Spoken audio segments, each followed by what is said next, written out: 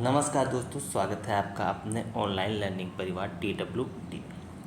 आज हम डिस्कस करते हैं PYQ, ये 2023 का पिछला प्रश्न पत्र है कंप्यूटर का। तो आइए इसको हम देखते हैं। सबसे पहले वस्तुनिष्ठ प्रश्न जो आपके MCQ टाइप है, बहुविकल्पीय प्रश्न, उनको देखते हैं। पहला क्वेश्चन है BIOS का आपको फुल फॉर्म बताने हैं कि BIOS का फुल फॉर्म क्या होता है। ठीक है, पहला ऑप्शन है basic input output system, basic input output system, basic input system, basic output system या बेसिक इंटीग्रेटेड सिस्टम। तो क्या हो जाएगा ऑप्शन?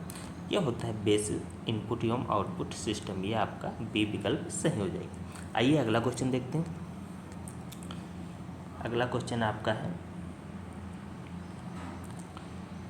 ये है अगला क्वेश्चन, वर्तमान में कंप्यूटर में कौन सी नंबर प्रणाली प्रयुक्त की जाती है? दशमलव प्रणाली की जाती है, हेक्साडेसिमल, ऑक्टल प्रणाली या बाइनरी प्रणाली। तो कंप्यूटर में कौन सी प्रणाली यूज की जाती है? 0 1 का यूज किया जाता है। इसे क्या कहते हैं? इसे कहते हैं बाइनरी प्रणाली। ठीक है, अगला क्वेश्चन देखते हैं। अगला क्वेश्चन है ड्राइंग क्षेत्र चाप खींचा जाता है लाइन द्वारा, रेक्टेंगल द्वारा, कर्व द्वारा या ब्रूस द्वारा।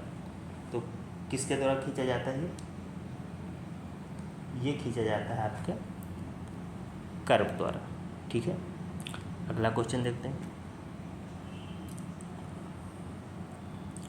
अगला क्वेश्चन है आपका, डाटा को प्रस्तुत करना, उसकी गणना करना क्या कहलाता है? प्रोसेसिंग कहलाता है, तुलना कहलाता है, इनपुट करना या इनमें से कोई नहीं। तो क्या हो जाएगा?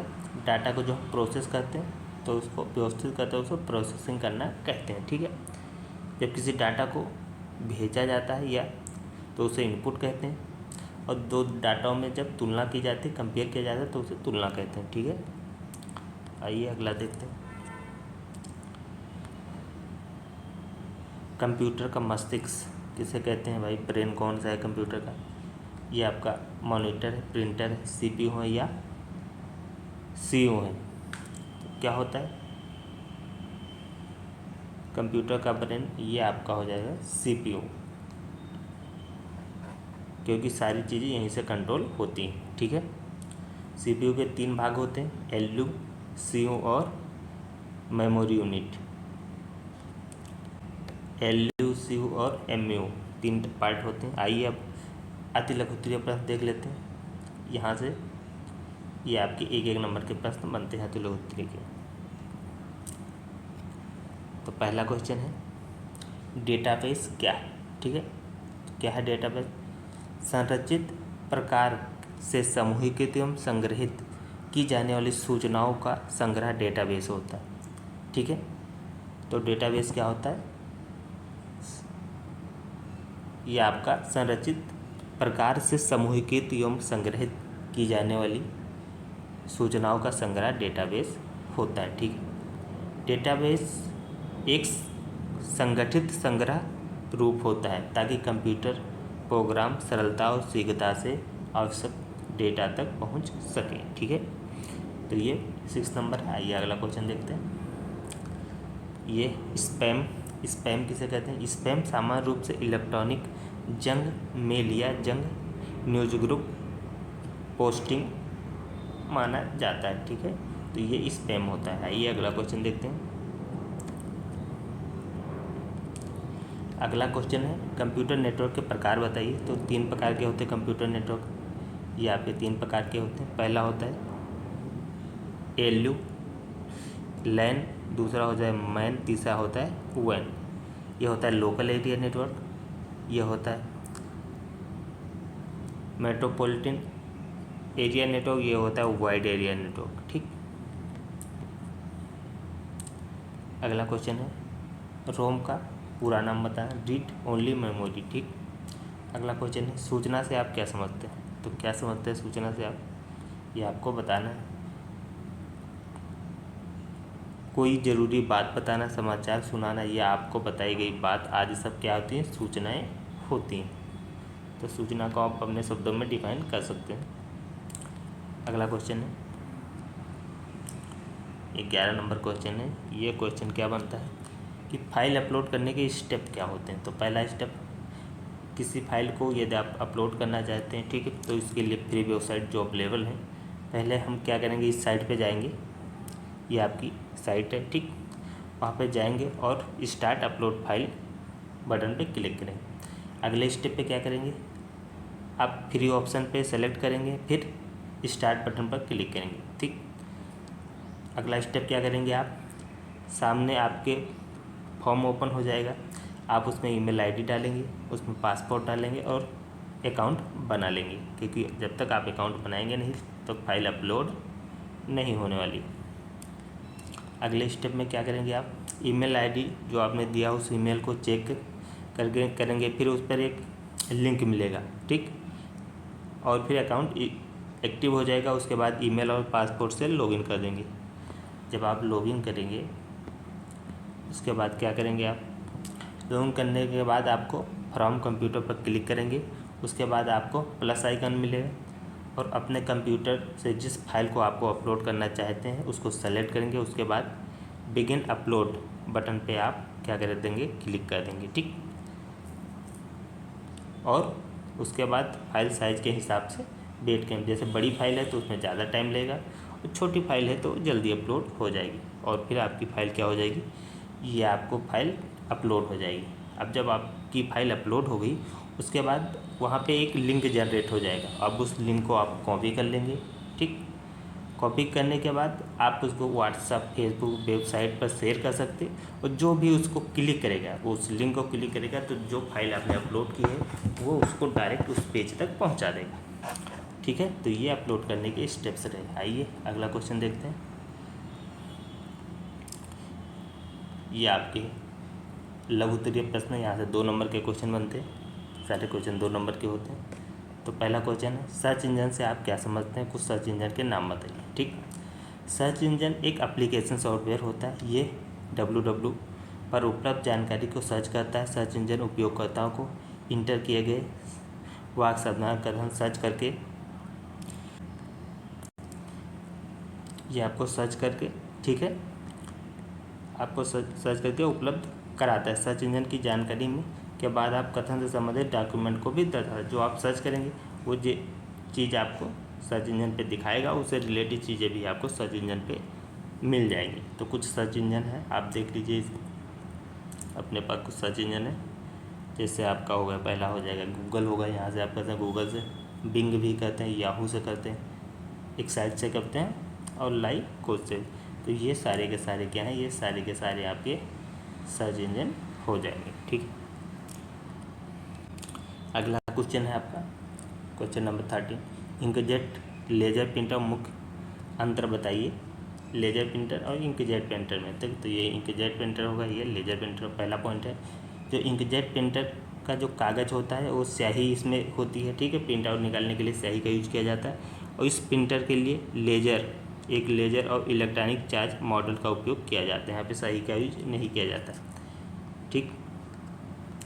अगला पॉइंट है, यह आमतौर पर लेजर प्रिंटर अधिक किफ़ायती होता है, ठीक, और ये महंगा होता है लेजर प्रिंटर। इंकजेट प्रिंटर पर कागज़ स्याही स्प्रे करते हैं, ठीक, नोडल का उपयोग होता है इसमें, और इसमें प्रिंटर में कोई नोडल नहीं होता है। अगला पॉइंट है, इंकजेट प्रिंटर में स्याही कार्ट्रिज स्याही होती है और ये नियमित रूप से उपयोग ना करने पर सूख जाती है। इसमें स्याही का यूज किया जाता है, तो यूज नहीं करेंगे तो ये सूख जाएगी। इसमें ऐसा कुछ नहीं होता, क्योंकि इसमें आप क्या करते हैं, पाउडर टोनर का यूज करते हैं, ठीक। अगला पॉइंट हो जाएगा, ये आपके अगला पॉइंट है,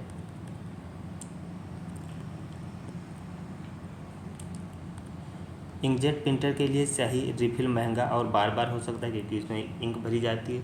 और इसमें क्या करते हैं कि टोनर रिफिल की आवश्यकता इसमें बार बार नहीं होती है। उदाहरण के लिए ये कैनन है, ठीक, और फिर MG, ये तो है ब्रादर CPD, ठीक, ये इसके एग्जाम्पल हो जाएंगे। इसमें ब्रादर HL आपके 2350 DW, ये इसके एग्जाम्पल हो गए। पहला एग्जाम्पल होगा, ये दूसरा एग्जाम्पल होगा, ये आपका पहला हो गया, ये दूसरा हो जाएगा और ये तीसरा एग्जाम्पल हो। तो ये कुछ इसके एग्जाम्पल हो गया। ये अगला क्वेश्चन देखते हैं,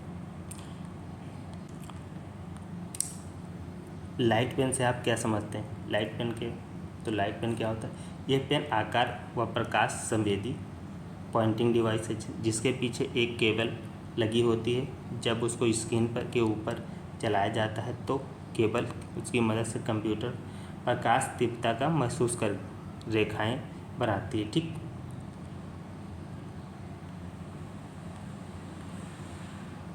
अतः लाइब्रेरी सीधे मॉनिटर पर स्क्रीन कुछ अंकित कर सकते हैं और मॉनिटर पर चलाते समय खरोच नहीं आता। जैसे हम लाइट पेन का, जैसे हम स्क्रीन टच वाली मोबाइल होती है उस पर हाथ से लिखते हैं, कुछ भी लिख सकते हैं। ठीक, ऐसे लाइट पेन होता है जिस पे स्क्रीन पे हम चीज़ें लिखते हैं। बेसिकली यही चीज़ें स्क्रीन पे कैसे लिखेंगे, जैसे आप कुछ भी लिख सकते हैं, ऐसे लाइट पेन से आप स्क्रीन पे कुछ भी लिख सकते हैं। अगला क्वेश्चन है MS वर्ड का परिचय दीजिए। तो ठीक है, इसका परिचय देख लेते हैं। माइक्रोसॉफ्ट वर्ड, ये वर्ड प्रोसेसिंग सॉफ्टवेयर का उदाहरण माइक्रोसॉफ्ट MS ऑफिस का ही एक सॉफ्टवेयर है। माइक्रोसॉफ्ट कंपनी द्वारा बनाया गया है। ये विश्व का सबसे अधिक प्रयोग किया जाने वाला सॉफ्टवेयर है। तो ये सबसे ज़्यादा माइक्रोसॉफ्ट विश्व में सबसे ज़्यादा प्रयोग किया जाता है। ठीक,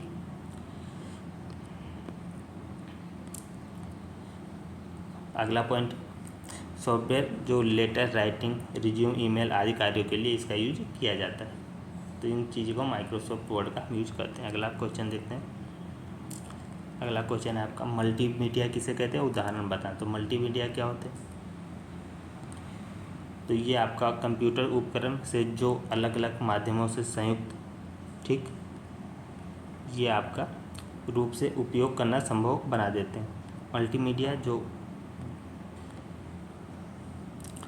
इसका अभिप्राय ऐसे कंप्यूटर उपकरण से है जो अलग अलग माध्यमों को का एक संयुक्त रूप में उपयोग करना संभव बना देता है। वस्तुतः मल्टीमीडिया संयुक्त रूप से पाठ्य सामग्री, दृश्य, चित्र, शब्द, एनिमेशन, सिमुलेशन एवं इंटर एक्टिविटी के कंप्यूटर के माध्यम से किए जाने वाले उपयोग के लिए किया जाए। जैसे टेलीविज़न हो गया, आपका सिनेमा हो गया, वीडियो हो गया। ठीक, ये आपके एग्जाम्पल हो जाएंगे। इसके जो घटक होते हैं, आप इसे क्या कर सकते हैं, टेक्स्ट कर सकते हैं, ऑडियो कर सकते हैं, ग्राफिक्स का यूज करते हैं, वीडियो और एनिमेशन, ये सारे इसके क्या हो जाएंगे, घटक हो जाते हैं। अब देखते हैं इसका यूज क्या है। भाई इसका कुछ यूज है मल्टीमीडिया का कि यूज ही नहीं है?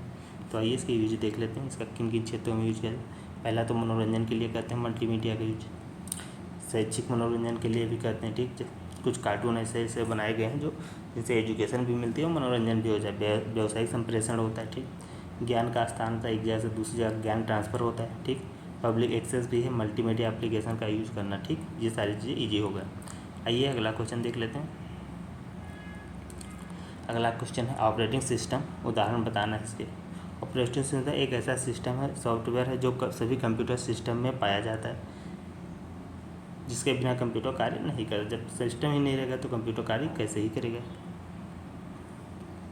अगला पॉइंट देखिए, ये एक ऑपरेटिंग सिस्टम उन प्रोग्रामों का समूह जो कंप्यूटर सिस्टम के समस्त हार्डवेयर का निरीक्षण एवं नियंत्रण तथा प्रयोगकर्ता को सेवाएं प्रदान करता है। ऑपरेटिंग सिस्टम द्वारा प्रयोगकर्ता को सॉफ्टवेयर माध्य डेटा संप्रेषण संभव हो जाता है। ठीक है, इसी के माध्यम से डेटा एक जगह से दूसरी जगह ट्रांसफ़र कर सकते हैं, उनके बीच आप क्या कर सकते हैं, संप्रेषण कर सकते हैं। तो इसका कुछ कार्य हो गए, जैसे प्रक्रिया प्रबंधन, स्मृति, इनपुट, आप इसे इनपुट करेंगे। ठीक, इनपुट होगा, फिर आउटपुट या फाइल प्रबंधन, ये सारी चीज़ें ये काम करते हैं।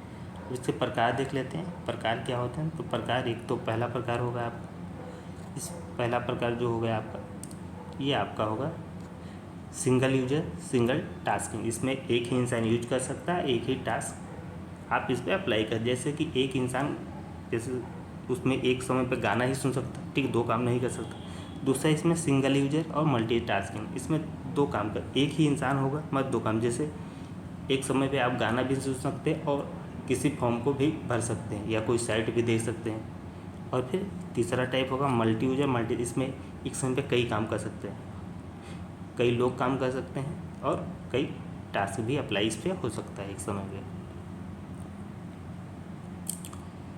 ये आपका क्वेश्चन नंबर 18, रिसाइकिल बिन क्या है।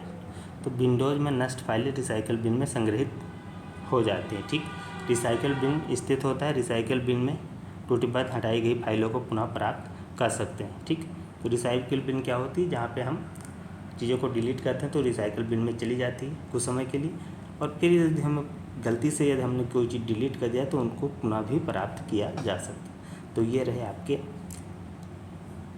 कंप्यूटर के 2023 के प्रीवियस क्वेश्चन पेपर। ये वीडियो आपको कैसी लगी? यदि अच्छी लगी हो तो इसे लाइक कीजिए, शेयर कीजिए और चैनल को सब्सक्राइब कर लें। जय हिंद, जय भारत।